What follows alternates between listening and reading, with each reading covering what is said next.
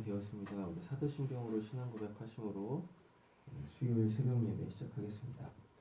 전능하사 천지를 만드신 하나님 아버지를 내가 믿사오며 그 외아들 우리 주 예수 그리스도를 믿사오니 이는 성령으로 잉태하사 동정녀 마리아에게 나시고 본디오 빌라도에게 고난을 받으사 십자가에 못 박혀 죽으시고 장사한 지 사흘 만에 죽은 자 가운데에서 다시 살아나시며 하늘에 오르사 전능하신 하나님 우편에 앉아 계시다가 저희로서 산자와 죽은 자를 심판하러 오시리라.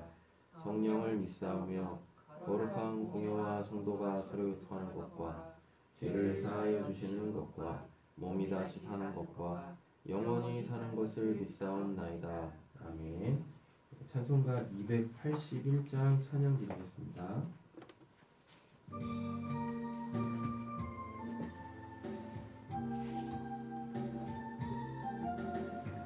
요나처럼 순종하고 갔던 나의 모습 야곱처럼 간사하여 주님 말씀 배반해도 우리 주님 사랑으로 오래도록 참으시고 주님 예수 십자가로 죄인 구원하시었네.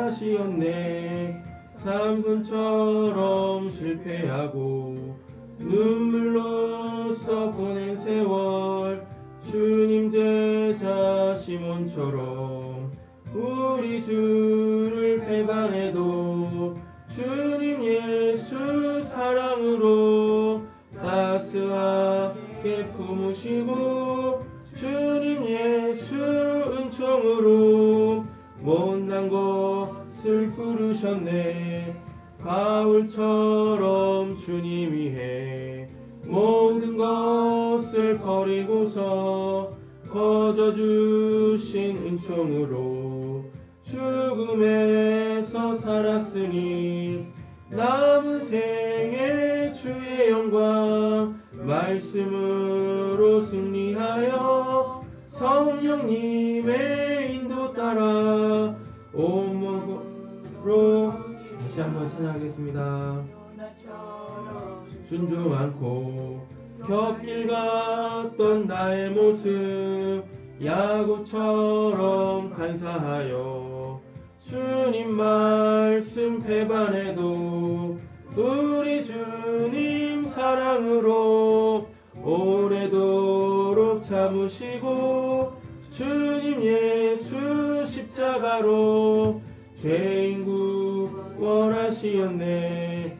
삼손처럼 실패하고 눈물로써 보낸 세월 주님 제자 시몬처럼 우리 주를 배반해도 주님 예수 사랑으로 따스하게 품으시고 주님 예수 은총으로 못난 것을 부르셨네. 바울처럼 주님 위해 모든 것을 버리고서 거저 주신 은총으로 죽음에서 살았으니 남은 힘에 주의 영광 말씀으로 승리하여 성령님의 인도 따라 온몸으로 섬기리라. 아멘. 오늘도 우리의 삶을 하늘의 삶으로 변화시키시는 하나님의 귀한 은혜가 있을 줄로 믿습니다. 그래서 오늘도 우리가 그 말씀과 승리의 삶을 살게 될 줄로 믿습니다. 그 말씀 함께 보도록 하겠습니다. 로마서 5장입니다.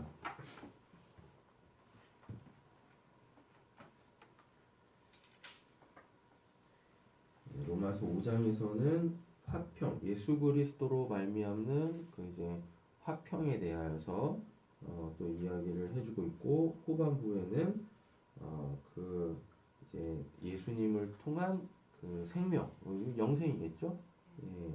예, 예수님을 통해서 이제 우리가 영생을 누리게 되어졌다라는 큰 두 가지 주제에 대해서 이야기를 해주고 있습니다. 보겠습니다.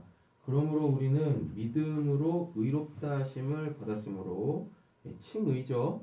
그리고 우리가 여기서 말하는 믿음으로라고 했을 때 이 믿음으로의 그 주체는 하나님이십니다. 그러니까 내가 뭐 하나님을 믿었어요. 이렇게 해서 우리가 의로워지는 게 아니라 하나님께서 하나님을 믿을 수밖에 없는 그 내용들, 예, 그리고 그냥 무슨 뭐 나 믿어라 정도가 아니라 하나님이 믿을 만한 분이시다라는 것을 역사 속에서 쫙 펼치셨거든요.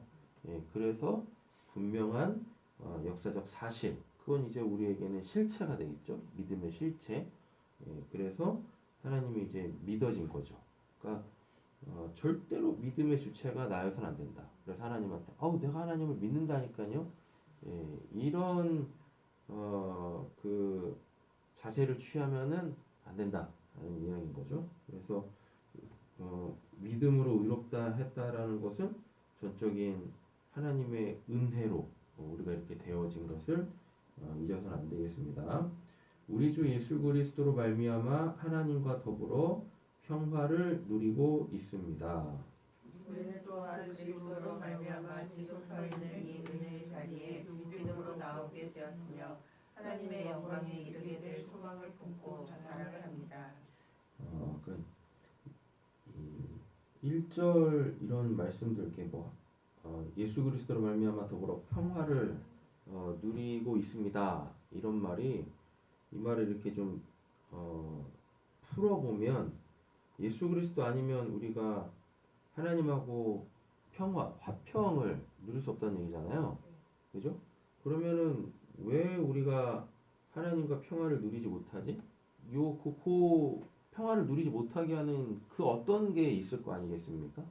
근데 이건 이제 문맥을 딱 따라 들어가다 보면 이게 죄 때문에 그렇구나. 그래서 하나님이 죄를 정말 싫어하시는구나. 얼마나 싫어하시냐면 왜 사도 바울이 여기서 좀 화평이란 말을 썼냐면 이 화평, 평화라는 말이 분쟁이 있는 거예요.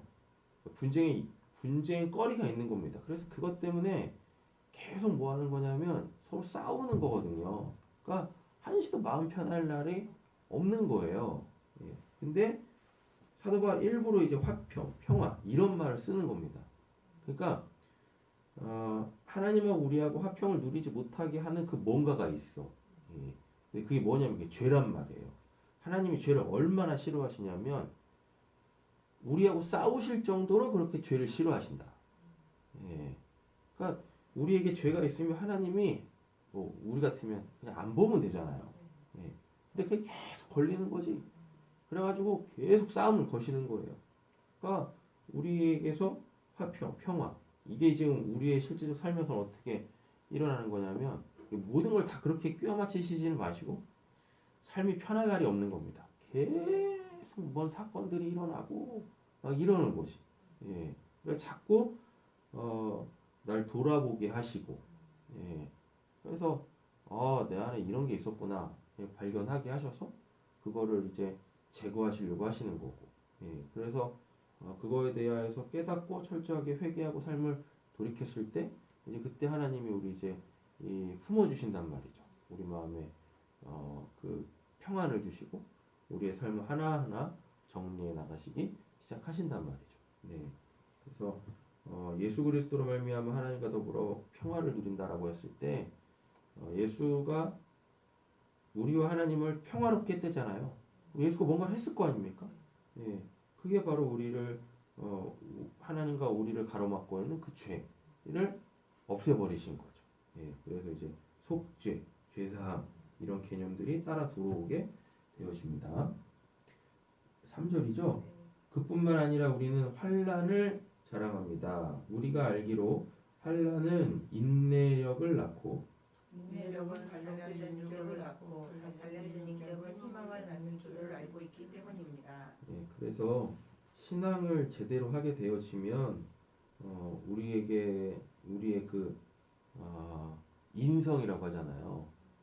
인성도 하나님의 거룩한 성품으로 이렇게 변화되어진단 말이에요. 예. 그래서 하나님은 잘 믿는데 자, 인격이 그냥 뭐 같아요? 말이 안 돼요. 성경적으로 신앙이 실제적으로 이렇게 말이 안 되는 겁니다. 예. 그래서 우리가 정말 그 인간 됨됨이가 되어져야 되는 예, 부분이 신학이 아주 신앙할 때 아주 큰 축 중에 한 가지다라는 이야기인 거죠. 그러니까 뭐 주일날도 말씀드렸지만 우리의 언어도 바뀌어야 되는 거고 또 우리의 행동도 당연히 바뀌어야 되겠죠. 그러려면은 마음이 바뀌어야 돼, 생각이 바뀌어야 되고요. 예, 그렇지 않겠습니까? 우리의 그 말과 행동이라는 것이 다 우리의 마음의 생각들의 이 표현들이잖아요. 구체화지 않습니까? 실체화한 거고.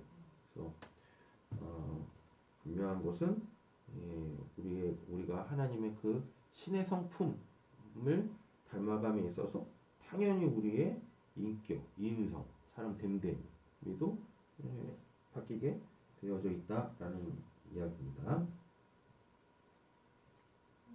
네. 이 희망은 우리를 실망시키지 않습니다. 하나님께서 우리에게 주신 성령을 통하여 그의 사랑을 우리 마음속에 부어주셨기 때문입니다. 우리가 아직 약할 때에 그리스도께서는 제때에 경건하지 않은 사람을 위하여 죽으셨습니다. 그래서 약할 때라는 얘기는 그 하나님에 대하여서 약한 거예요. 그러니까 반응을 못하는 거지. 다른 말하면은 죄에 대하여서 굉장히 그 이제 내성이 없다는 얘기입니다. 예, 그래가지고 조금만 어떠한 뭐 죄의 유혹이 오면 훅하당 넘어가고 이런 거죠. 그래가지고 계속 하나님과 우리 사이에 분쟁거리가 생겨지는 거예요. 하나님이 죄를 그만큼 싫어하시니까. 의인을 위하여서라도 죽을 사람은 거의 없습니다. 더욱이 선한 사람을 위해서라도 감히 죽을 사람은 드뭅니다. 그러나 우리가 아직 죄인 되었을 때에 그리스도께서 우리를 위하여 죽으셨습니다. 이리하여 하나님께서는 우리들에 대한 자기의 사랑을 실증하셨습니다. 이게 지금 다 1절에 걸려서 얘기를 하고 있는 겁니다. 예수 그리스도로 말미암아 우리가 하나님과 더불어 화평을 누리자, 평화를 누리자, 이걸 지금 계속 설명을 하는 거예요. 그래서 우리가 하나님하고 화평, 평화, 즉 하나 될 수 없게 만드는 것이 죄다. 근데 예수가 그 죄를 자신의 그 십자가에서 죽으심으로 자신의 그 생명으로 맞바치게 하셨다. 그래서 이제 12절부터는 아담과 그리스도를 비교해주고 있는데 아담은 뭐 했어요? 아담 하면 선악과거든요. 그잖아요. 불순종이죠. 하나님같이 되려고 하는 거죠. 그런데 아담은 오실자의 이 표상, 모형 뭐 이러거든요. 예수 그리스도 얘기하는데 예수 그리스도는 생명나무를 의미합니다. 창세기 이제 2장에 보면 동산 중앙에 선악을 알게 하는 나무, 생명나무 이랬었잖아요. 아담은 무슨 나무를 대표하고 선악과를 대표하고 선악과를 대표한다라는 것이 피조물이 감히 누가 되려고 하는 하나님이 되려고 하는 이걸 의미하는 거고 그런 말미암아 이제 하나님에게 불순종하죠. 그러니까 하나님하고 화평을 누릴 수가 없는 거죠. 그런데 예수는 생명나무를 의미한다. 그래서 예수로 통하여서 우리가 생명나무 열매를 먹어야 살 거 아니에요. 예수를 믿는 것이 우리가 생명나무 열매를 먹는 것이거든요. 그런데 예수는 하나님이세요. 그런데 하나님이신 분이 하나님이심을 포기하고 그 죄를 지은 그 나 때문에 우리 인간들 때문에 그 신분을 포기해버린 거예요. 그게 십자가에서 죽어버리시는 거거든. 그래서 이렇게 아담하고 그리스도가 대척점에 서 있다. 아담은 죄를 상징하고 그리고 누구냐? 예수 그리스도는 영생, 생명을 순종하고 아담은 불순종했고 예수님은 죽기까지 순종했고 아담은 하나님이 되려고 했고 하나님이 아닌데 하나님이 되려고 했고 예수는 하나님이심에도 불구하고 하나님이심을 포기함으로 통하여서 그분이 진짜 아까 몇 절이야? 우리에 대한 하나님의 자기 사랑을 확증하셨대잖아요. 하나님이 사랑이시잖아요. 근데 예수 그리스도가 십자가의 죽음으로 하나님의 사랑이 확증됐잖아요. 그러므로 통하여서 예수가 진짜 하나님이 되셨다. 예, 이렇게 되어지는 거죠. 이 구조로 5장을 보셔야 한다라는 얘기입니다.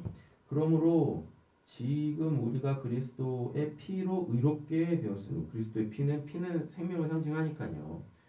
예수가 자기 생명 내어주기까지 순종하면서 우리를 죄 사함 이루셨고, 그로 말미암아 우리가 죄가 없어졌으니까 하나님하고 화평을 누리고, 화평을 누린다는 얘기는 결국 하나님하고 함께 살아간다는 얘기죠. 하나님하고 함께 살아간다는 얘기는 하나님의 것을 공급받으며 은혜 가운데에서 공급받으면서 살 수 있게 되어진다. 그러므로 통해서 위치가 분명해지는 거예요. 하나님은 하나님의 위치에, 우리는 우리의 위치에. 예. 그래서 이제 구원이라는 것이 결국 위치가 계속 바뀌는 거라고 그랬었잖아요. 그래서 우리가 그래서 구원의 완료라는 건 절대 변하지 않는 우리의 위치가 있어요. 예, 거기까지 딱 나아가는 겁니다. 그러니까 하나님은 하나님 위치, 우리는 우리의 위치. 이게 유지되어지는 것이 이게 구원의 완료고요. 이것이 하나님과 우리가 평화를 누리고 있는 상태인 거예요. 이렇게. 예. 그러니까 할아버지 할머니들이 손자 이쁘다고 아이고 내 새끼 아이고 내 새끼 하는데, 이것들이가 미쳐가지고 할아버지 수염을 잡아 뜯으면은 이건 두드려 맞아야 되는 거지. 그렇지 않습니까? 예. 절대 우리는 하나님의 위치를 알게 되어지면 내 위치가 어딘지를 알아서 거기를 고수해야 된다. 거기를 절대 떠나면 안 된다. 예. 근데 아직 거기까지 안 갔어. 그래가지고 지금 우리가 일상에서 받아야 될 구원은 우리 계속 위치가 변하면서 결국은 변하지 않는 그 위치까지 딱 나아가서 거기를 지켜내는 겁니다. 예, 거기. 11절이죠? 9절이요? 그리스도로 말미암아 하나님의 진노에서 구원을 얻으리라는 것은 더욱 확실합니다. 하나님의 원수일 때에도 하나님의 아들의 죽으심으로 말미암아 하나님과 화해하게 되었다면 화해가 우리의 하나님의 생명으로 구원을 얻으리라는 것은 더욱더 확실한 일입니다. 네, 여기 또 화해 나왔잖아요. 뭐 둘이 뭐 서로 좋은데 화해할 일이 없잖아요. 화해를 썼다는 얘기는 지금 뭔가 어그러져 있고 잘못된 것이 있다. 성경에서 이제 그걸 죄라고 얘기하는데 죄가 있다. 그러니까 죄를 원어적으로 접근해서 이해를 하면 실생활에서 적용하는 게 굉장히 쉬워져요. 죄는 그냥 어근 맞는 거예요. 죄라는 말이 헬라어로 이제 하마르티아라고 하는데 그게 관역을 못 맞추는 거거든요. 관역이 있으면 관역을 맞춰야 되는데 자꾸 어머데 쏘는 거야. 그래서 피해를 입히는 거죠. 예. 그래서 죄하면은 우리가 무슨 뭐 법을 어기고 자꾸 막 이러는데 그렇게 제한하지 말고 원래 성경에서 이야기하고 있는 그 죄 자꾸 하나님하고 어긋맞아. 쉽게 말하면 이런 거죠. 우리 어디에서 만나? 신천에서 만나? 라고 얘기했는데 이게 잘못 들은 거야. 그래 신촌에 가 있는 거지. 신천에서 만나고 했는데 그럼 이런 상황이 죄인 거예요. 이런 상황이. 그러니까 자꾸 뭐하고 이렇게 안 맞는 거지. 어그러져 있는 것. 예. 그래서 이런 식으로 접근하면 우리의 일상에서 구원받아야 될 내용들이 되게 많다. 예. 그래가지고 딱 신천에서 딱 만나면, 제 시간에 딱 만나면, 얼마나 또 이제 뭐, 둘이서 뭐 할 게 많겠습니까? 맛집도 가야 되고, 하잖아요. 예. 좋은 일들이 생긴다. 예. 근데 자꾸 하나님하고 어긋맞아. 간발의 차로 막 어긋맞고 막. 오드라마서 이런 게 죄다. 그뿐만 아니라 우리는 또한 우리 주 예수 그리스도로 말미암아 하나님을 자랑합니다. 우리는 지금 그로 말미암아 하나님과 화해를 하게 된 것입니다. 그러므로 한 사람으로 말미암아 죄가 세상에 들어왔고 또 그 죄로 말미암아 죽음이 들어온 것과 같이 모든 사람이 죄를 지었기 때문에 죽음이 모든 사람에게 이르게 되었습니다. 율법이 있기 전에도 죄가 세상에 있었으나 율법이 없을 때에는 죄가 죄로 여겨지지 않았습니다. 그러나 아담 때로부터 모세 시대에 이르기까지는 아담의 범죄와 같은 죄를 짓지 않는 사람들까지도 죽음의 지배를 받았습니다. 아담은 장차 오실 분의 모형이었습니다.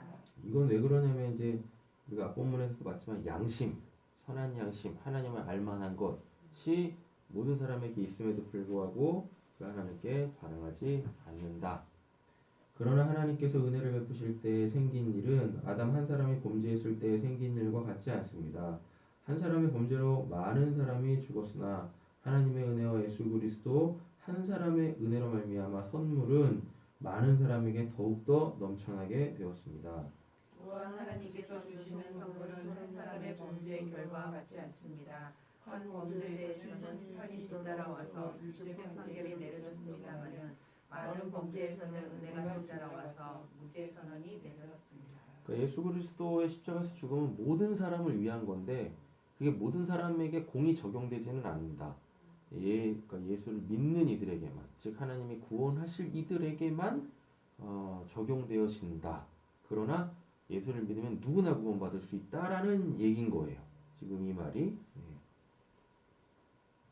아담 한 사람의 범죄 때문에 그 한 사람으로 말미암아 죽음이 왕노릇하게 되었다면 넘치는 은혜와 의의 선물을 받는 사람들은 예수 그리스도 한 분으로 말미암아 생명 안에서 왕노릇하게 되리라는 것은 더욱더 확실합니다.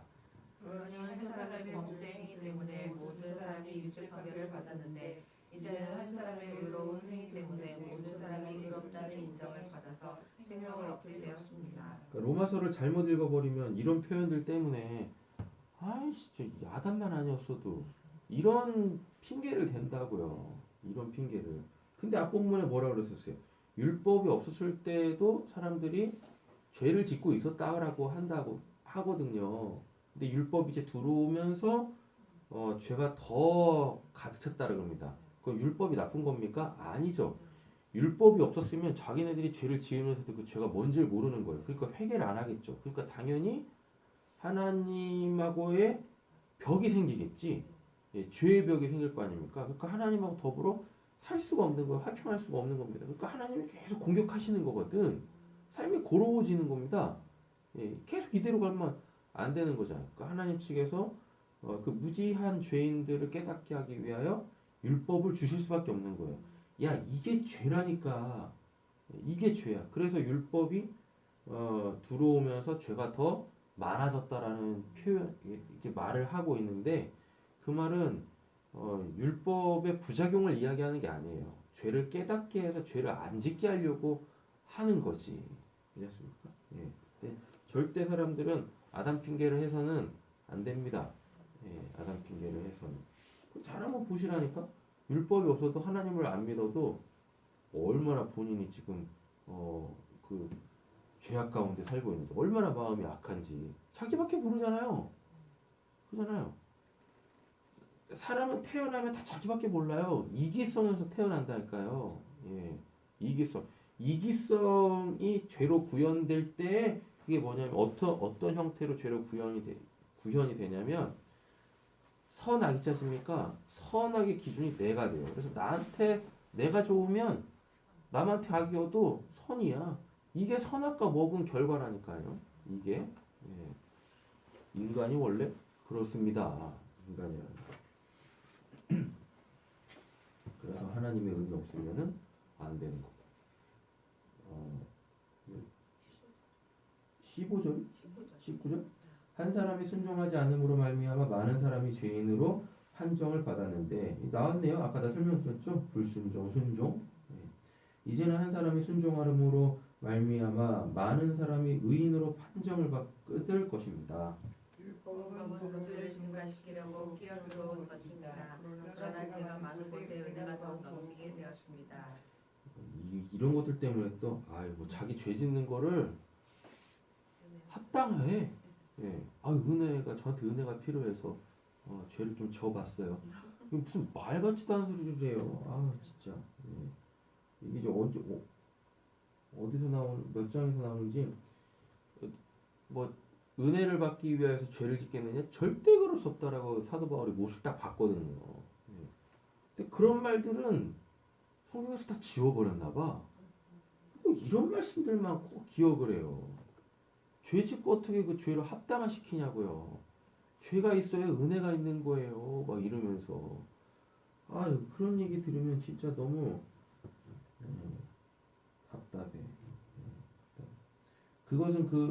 그것은 죄가 죽음으로 사람을 지배하는 것과 같이 은혜가 의를 통하여 사람을 지배하여 우리 주 예수 그리스도로 말미암아 얻은 영원한 생명에 이르게 하려는 것입니다. 아멘. 그래서 1절에 그 예수 그리스도로 말미암아 하나님과 화평을 누리자 이 내용을 이렇게 쭉 풀어준 겁니다. 예, 아담까지 이제 얘기하면서 그 아담을 그 사람들 중에 한 명으로 생각하시면 안 돼요. 예. 그래서 아담한테 개인 이름이 아담으로 주어진 거거든요. 아담이 그냥 사람이란 뜻이에요. 예. 사람이라는 뜻. 그러니까 인류. 예. 그러니까 우리가 뭐예요? 내가 뭐예요? 내가 아담이다고. 내가 사람이면 내가 아담이거든요. 그래서 하나님께서 아담한테 인간들한테 뭘 주신 겁니까? 너희들은 절대 신이 아니다. 착각하지 마. 이게 아담의 선악과 사건이에요. 근데 대부분 사람들이 안타깝게요. 자기가 아담인 걸 모르고 자기가 사람이라는 걸 모르고 그 창세기 2장과 3장에서의 아담의 범죄를 한 사람의 범죄로 취급한다니까요. 그러면서 뭐라 그래요? 그 창세기 2장과 3장의 아담과 하와의 범죄를 개인 범죄를 취급해버리면 나는 아담이 아니다라는 겁니다. 예. 내가 아담으로 지음을 받았는데 내가 아담이면은 지구를 떠나. 하나님이 창조해 놓으신 피조세계를 떠나라니까. 그러면 돼요. 예. 그래서 지구 아닌 어딘가에서 살면 인정해 주겠다고. 어이, 대단하십니다. 아담이 아니셨군요. 그럼 당신은 뭡니까? 하겠는데 본인들이 아담인 걸 다 망각하고 있다니까요. 하나님이 아담으로 지으셨어요. 그래서 너는 신이 아니니까 너 절대 신 되려고 하지 마. 나처럼 되려고 하지 마. 내가 비록 나의 형상과 모양으로 지었지만 너는 신이 아니다. 예, 그러니까 경계를 딱 지었거든요. 신과 인간, 피조물의 경계를 딱 지었어요. 그게 선악과란 말입니다. 그게 생명나무고. 그거를 그냥 인간 측에서 넘어가 버렸으니.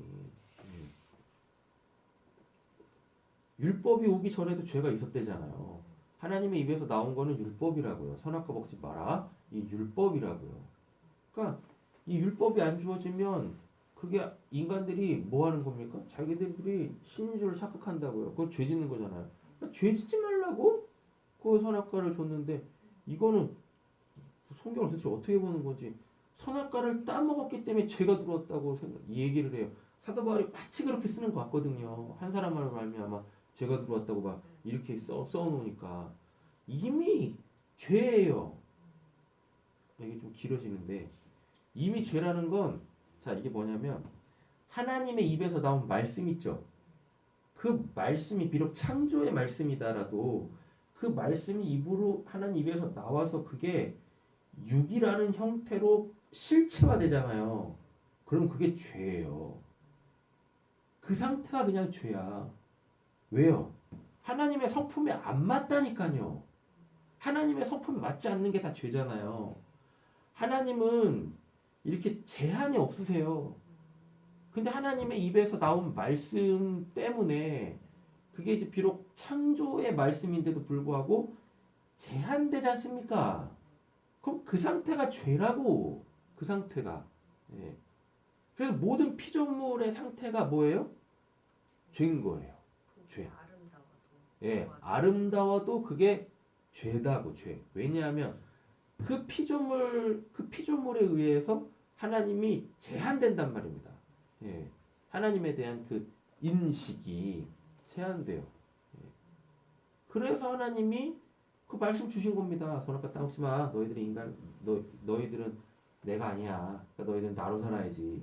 이걸 이렇게 된다니까요. 예. 근데 보면서 그냥 뭐 하나님이 뭐 보시기 좋았다고 하니까 자기네들이 뭐가 됐냐 막 이러고 있고 인간한테 에덴동산 다스리라고 하니까 막 하나님이 하셔야 될 거 막 지들이 하고 있으니까 마치 내가 막 하나님인 것 같고 막 착각한다니까요. 예. 육을 갖고 있는 것 자체가 뭐 죄입니다. 그래서 결국 우리가 뭘 벗어요? 이 육을 벗는 거예요. 그래서 시간과 공간에 제약을 받지 않는 인식에 제한이 없는 그 신령한 몸으로 우리가 다시 생명의 부활로 나아가는 거예요. 이렇게. 예. 이런 원리들을 알고 성경을 보셔야, 특별히 로마서를 보셔야 사도 바울이 이야기하려고 하는 이 표현들 때문에 오히려 그 왜곡된 신앙을 하지 않을 수 있게 되어진다. 예, 잘 기억을 하셔야 되겠다. 오늘 수요일이죠. 우리 남편, 아버지들 위해서 기도하겠습니다.